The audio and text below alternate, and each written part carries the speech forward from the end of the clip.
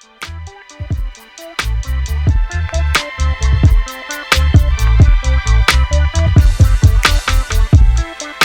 hello, hello. Ladies and gentlemen, welcome to Buy Now Fashion Week.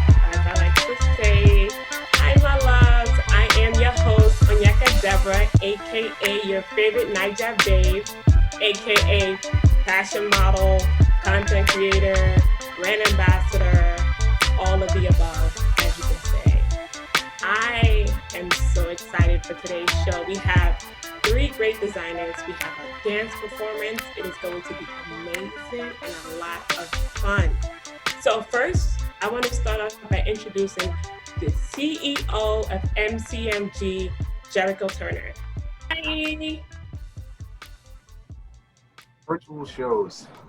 You look so handsome. Thank you. Thank you. I got all dressed up for my living room. I love it. I may or may not be wearing pants. Not going to give that away today. It's going to be my little secret for the day. That's how you start a show. I love it. I'm good from the top up, though. Hey, we're doing the same over here. Listen, thank you, everyone, for tuning in. And for those of you who are going to be watching this at some point in the future, thank you for watching at that time.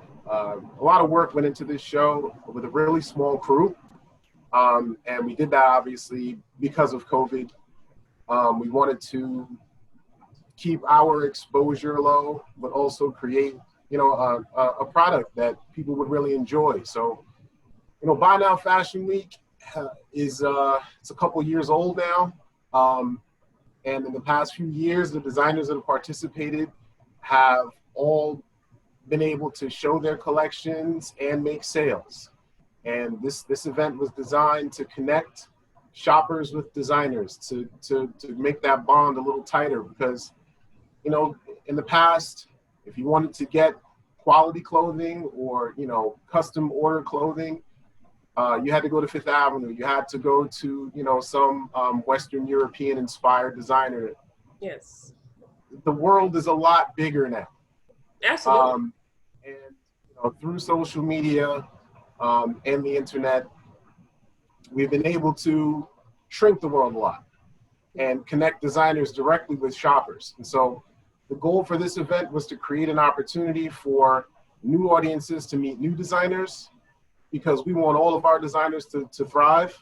The show also features designers of color and female designers. It's always been that way. We structured the show in that way because we understood from the beginning that those are, our underrepresented groups, and we really want to encourage us to buy from us instead of giving all of our money, to the Old Navy Corporation.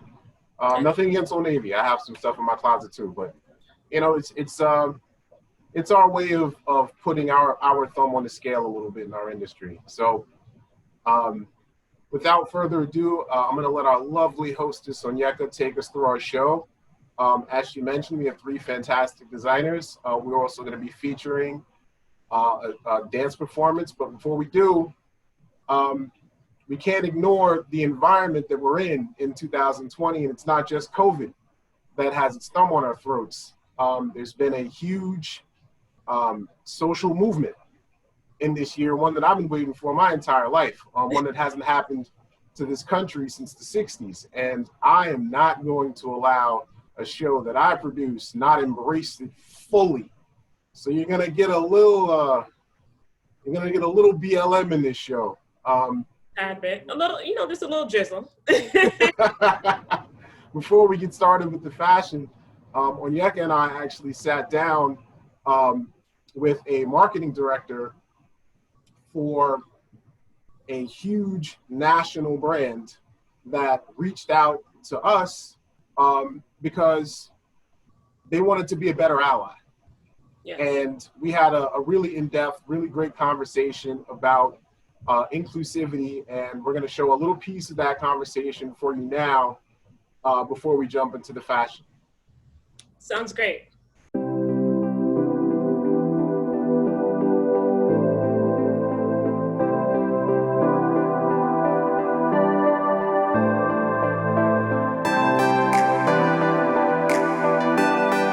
This is Jericho Turner. He's the founder and CEO of the Metropolitan Couture Media Group. All around badass. Love you. This is Onyeka Deborah, and she is actually their lead model and one of their creative directors, but she's also a Yandy vixen. Yes.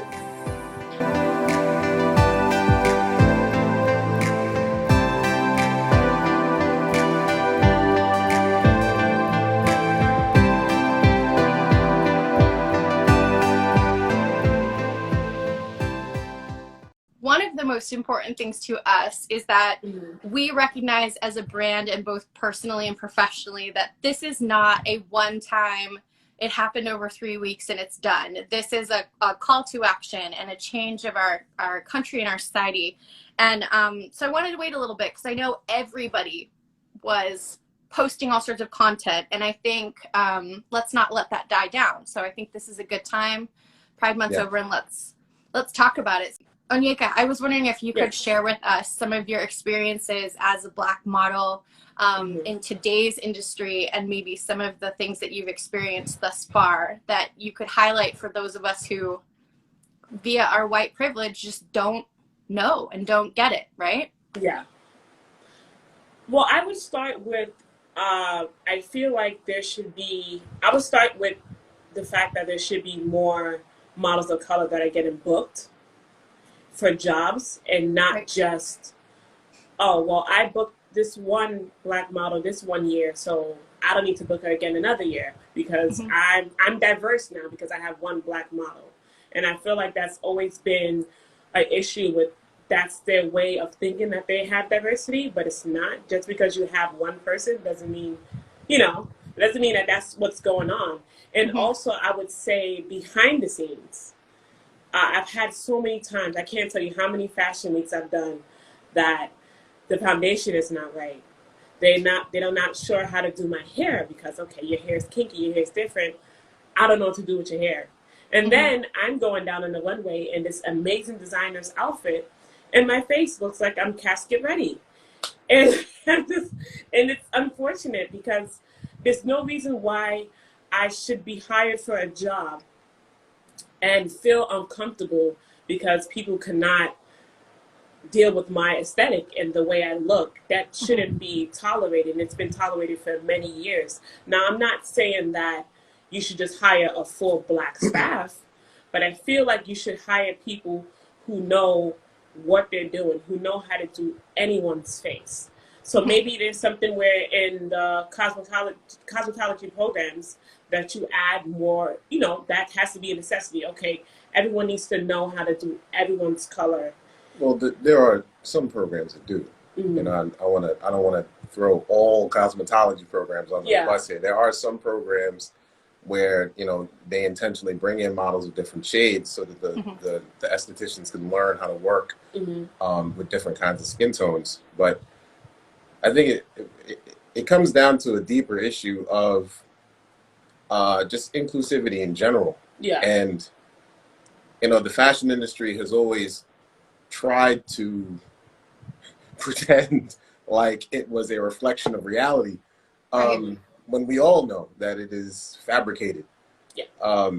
And if you work in this industry, you know exactly how fabricated it is. So, when you think about it that way, then you start asking questions like, well, if we know that it's not real, then why don't we take the time and the energy to create images that will appeal to, different populations?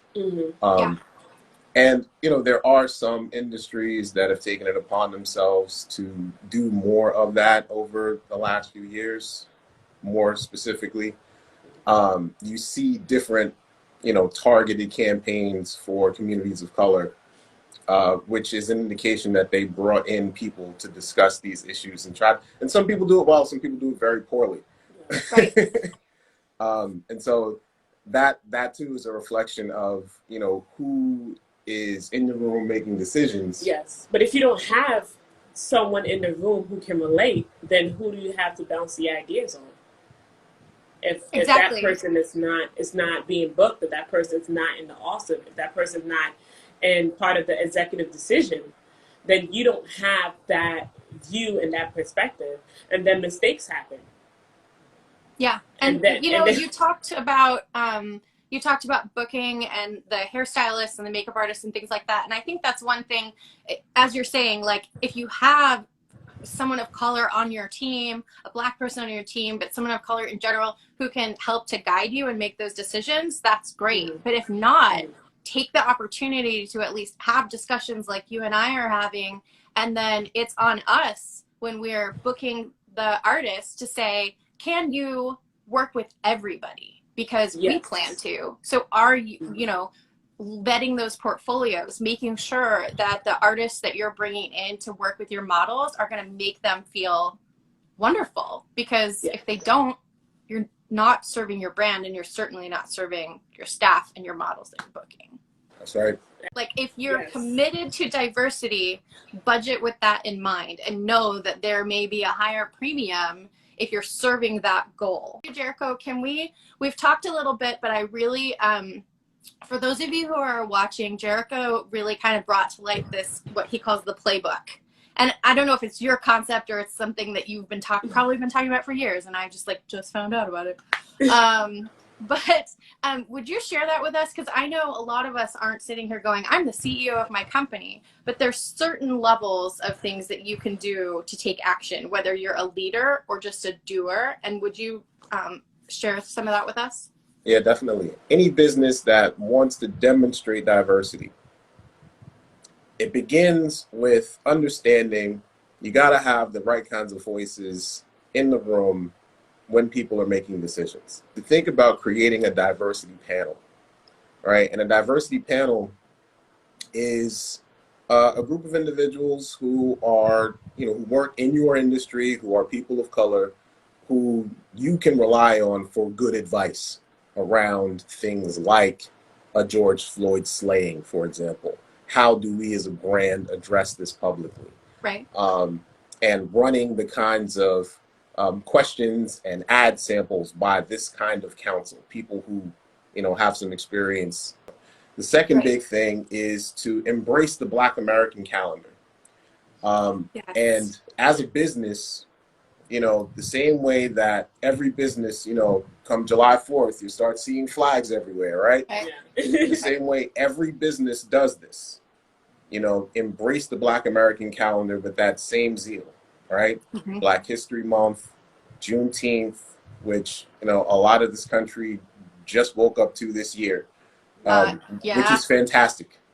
I'm not complaining about that, right? It needed to happen, and it's happening. It's great. And then Kwanzaa at the end of the year, which is a huge, family love community ceremony that is supposed to take place over 7 days. And it's a huge opportunity for marketing, which has not really been exploited by businesses in this country, which is hilarious to me. But it's on us as the fashion professionals. When I'm making my marketing budget, I need to be mindful of that and plan for that and make that more important than just bottom line. Absolutely. That's so wise words. Cheers to that. Yes, cheers to that. That was such a great interview. I enjoyed that video so much. So let's get started. Let's get it juicy. I am so excited to welcome our first designer tonight, my girl, Barbie Peterson of Tier 1. Hey, girl. Hello, everyone. Hi, Onyeka. Hey, boo. How you doing? So beautiful. Thank you. You too. Thank you. I tried. So let's get started. I know a little bit about you. For the people that don't know, can you tell them and us a little bit more about your journey into becoming a fashion designer? Of course. So I am an African-American female from Newark, New Jersey, and born and raised, and transitioned into living in Brooklyn, New York. And when I launched my brand, Tier 1, my very first item was a t-shirt. I called it my Bag Secure t-shirt. A lot of people probably know the t-shirt actually had like a hand holding a wad of money And that was, Hey, yes, that okay. was my very first product. And I realized that I wanted to grow my brand. I wanted to expand my brand because I started off as a model, but I didn't really enjoy it, to be honest.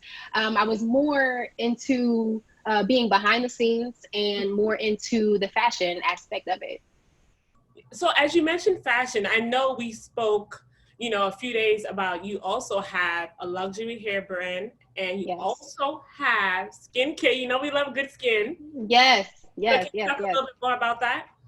Sure.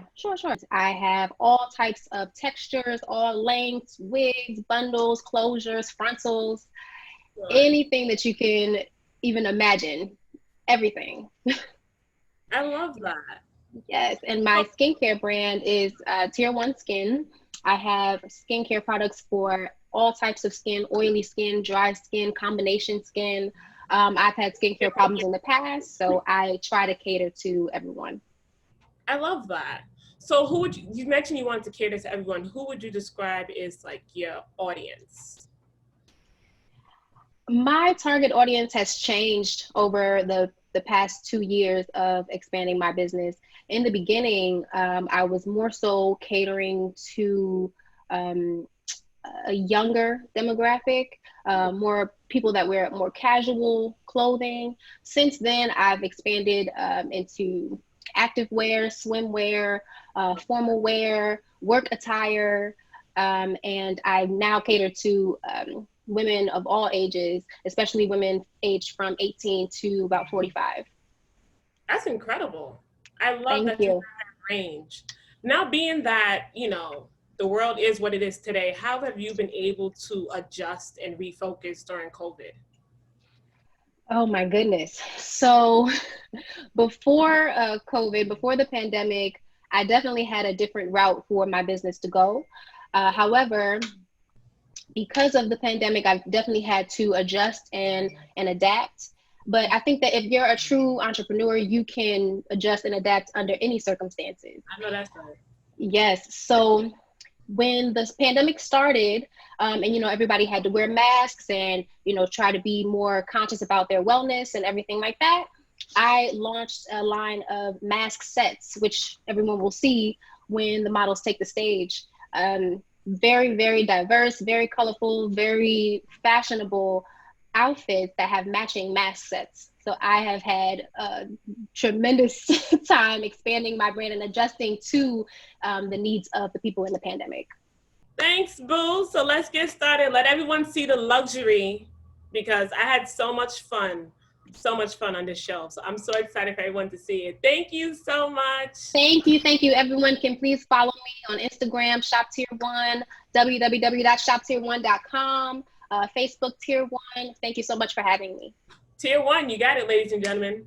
Now let's go to the video.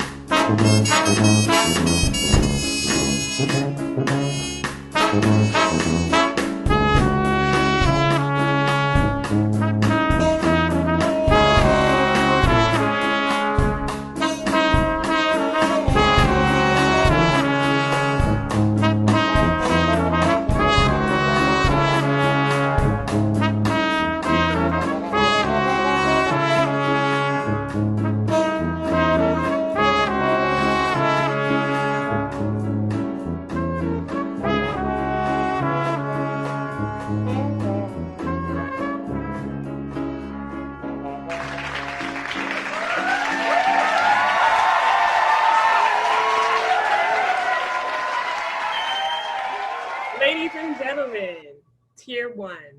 Thank you so much, Bobby Peterson.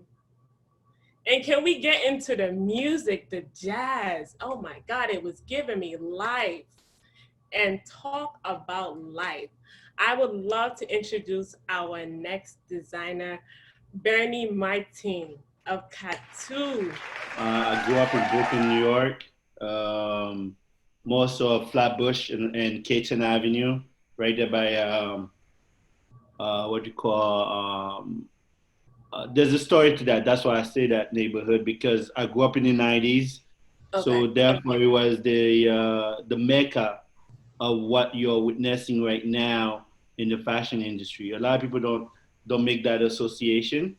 In terms of how the '90s really shaping what's happening right now in the fashion industry. And I would like to say that the hip hop or rap of what was growing in the heat of Brooklyn at that time is what gave birth to who I am today, and so many other designers that I know that are very successful today. And then from there, I moved to Indiana. I became a computer engineer. Wow. And then from there, I really did not like my career per se. You know, I didn't like who I am, what I was doing, and pack up my bag. I started living all over the world. So one of which I lived in Africa for about 5 years, going in and out.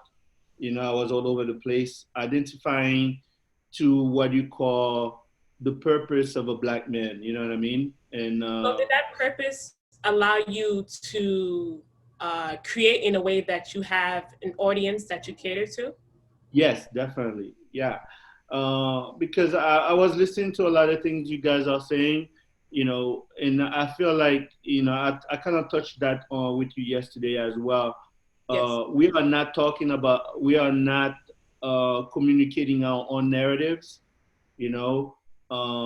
Despite that, we create a list of things, arts, music, whatever. But at the same time, we're not the one that are in full control of communicating our own sense of values. Does that make sense? We're always using other people's platform to communicate our own sense of value. So therefore, I took my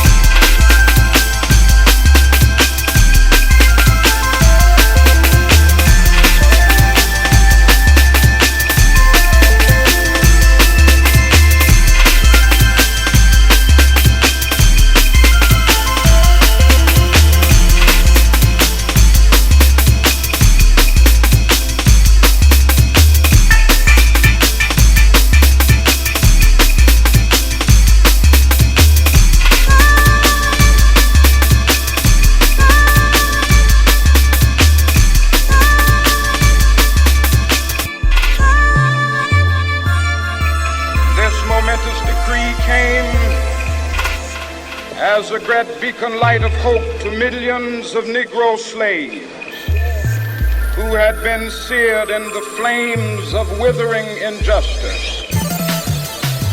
It came as a joyous daybreak to end the long night of their captivity. But 100 years later, the Negro still is not free. Thank you so much. Ladies and gentlemen, Katu, Bernie Martin, thank you so much. All right, next I want to introduce you to my girl. She is a dancer and a model. Please welcome Shelly. Wow. Real quick, I just want to shout out the previous designer because I always love a tailored fit. Man or woman, doesn't care who was on. Sensational. And Dr. King, the background, yes. And we gotta give a special shout out to our stylist and creative director, Kelly Talley, because she made this happen. She did a really great job, and I just want to give a special shout out to her because she was amazing. But back to my girl. Let's talk. Okay, so tell us about, your journey being a dancer, and also, because you model as well, but also let's focus on the dance today. So tell us a little bit more about your dancing and your journey. Okay, my journey. I started out dancing when I was 2 years old. My parents put me in dance real young. They put me and my sister, I have an older sister, real young, trying to get us out of the house so we could go do something productive with ourselves. And the funny thing is that my first dance recital, I was, that one little scared girl on stage that doesn't move? That was me. And right, you can't even picture it now, right? I couldn't. Yeah, my mom pulled me aside. She was like, Daddy paid a lot of money for you to come to this dance school. So if you can just go out there, point that toe one time, we would love that. And from there, it was history. So I started out doing the traditional ballet, tap, jazz, hip hop. And I loved doing that. Once I got to high school, I started doing a little bit of theater dance. I did like the regular competition. We kick in lines, literally. We do the pom-pom work, all this. And when I got to college, that's when I really got most exposed to cultural dance, because I am Haitian, as we can see. That's all I got. That's enough. Thank you. So I've always grown up knowing compa, the Haitian two-step. And when I went to college, that's when I started like picking up soca. I started picking up dancehall, Afro beats. And I was like, hold on, this is a vibe. I've been wanting my whole life and I didn't know. So how do I get more of this? I love that. So then after I left college, that's just what I jumped right into it. I was like, dance is what makes me happy. I've been sitting around I was working at a law office at the time. This is terrible. What can I do to keep myself happy and uplifted? And I thought, duh, dance, that's what always makes you happy. It's been different to teach and take classes online, like these Zoom classes. Something else, right? it's something else. Like, I feel bad for my little kids, my little fifth graders, when I'm teaching them something on Zoom, because I, a whole adult, am confused when I take class and they say, do your left hand. I'm like, is this weird? Which one do I do? I don't know what I'm doing. Oh my God. Let me tell you, speaking of movement, your movement is perfection. I would sit here and talk, but I think the people need to see what I'm talking about. So I think I'd have to agree. Okay, let's do that. Take a little peek. Cause my mommy won't want to leave me. I know what me person tell me say I'm too lazy. Oluwa bona of leleni. As I dey hustle like I dey buy your okun lazy. No go talk say me I'm too lazy. Anywhere I go mo lati padà sílé mi. Cause my mommy won't want to leave me.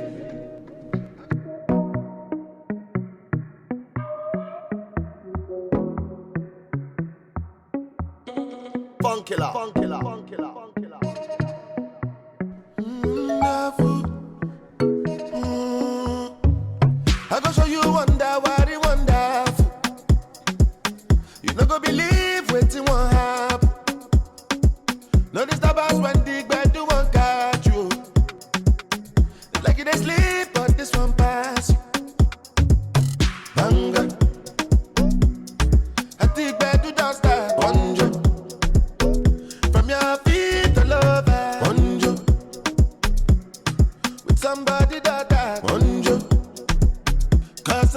minute in my soul. Something is changing, right in your face, change flow. Something they scratch me, don't be like that. Bye, bye, bye.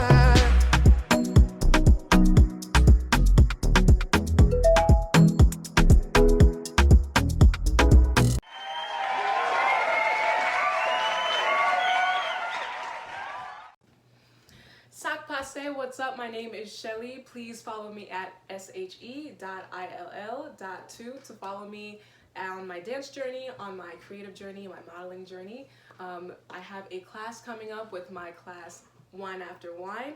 October 4th, we're doing an Afro-Caribbean link-up. We're bringing you soca, we're bringing you dancehall, we're bringing you Afro beats with a bunch of different fun instructors. That's happening on October 4th. That's a Sunday at 7 p.m. Okay? You can follow me. Bringing you this. We're bringing you wine. We're bringing you a good time with dance, okay? And lastly, make sure to follow Creole Dance. We do a class called Guyad Creole. I co-teach that class. Just keep an eye out for classes coming out in October. We're doing Haitian fusion dance.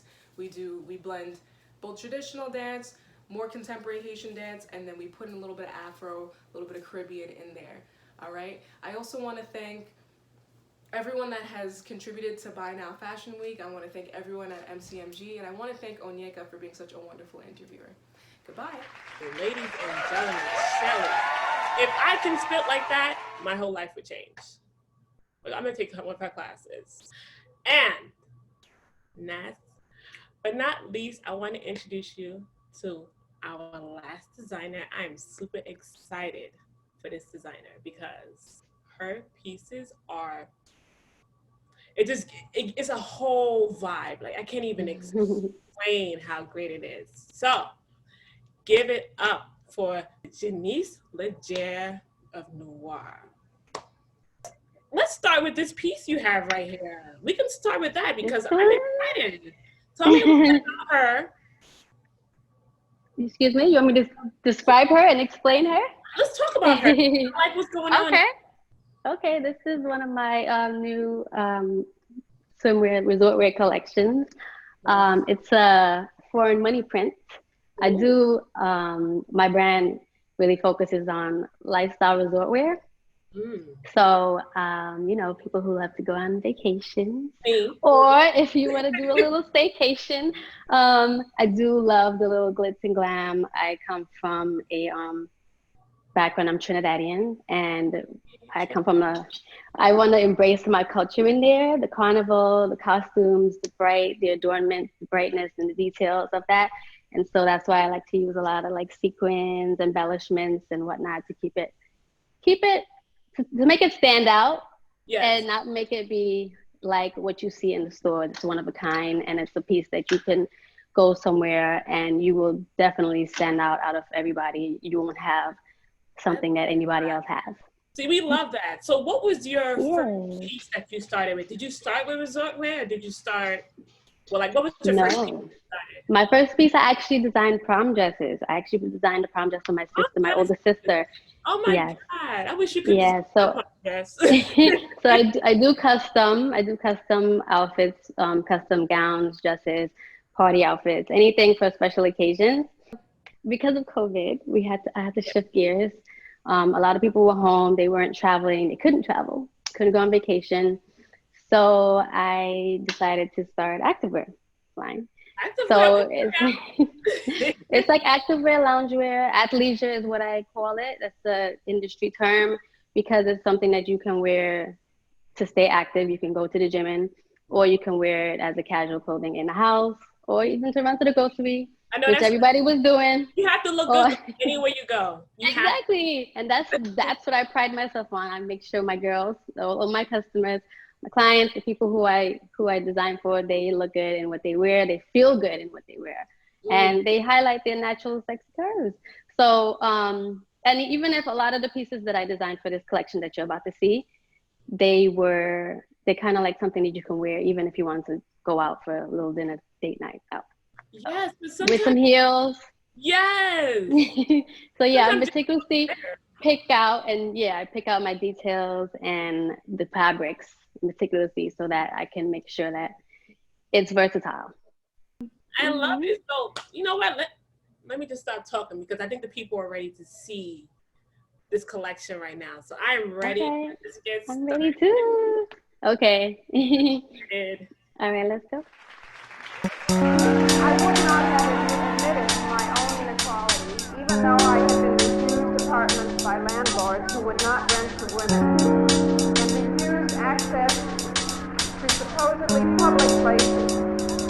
I would not admit it, even though I had been refused full participation in politics.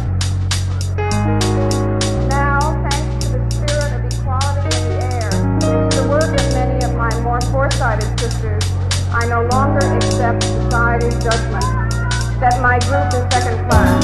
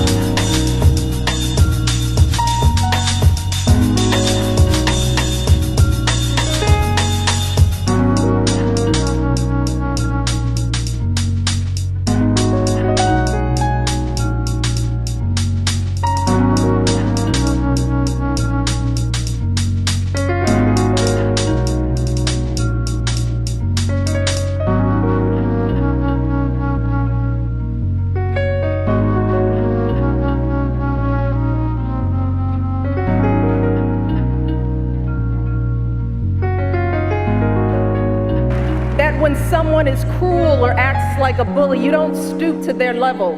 No, our motto is, when they go low, we go high.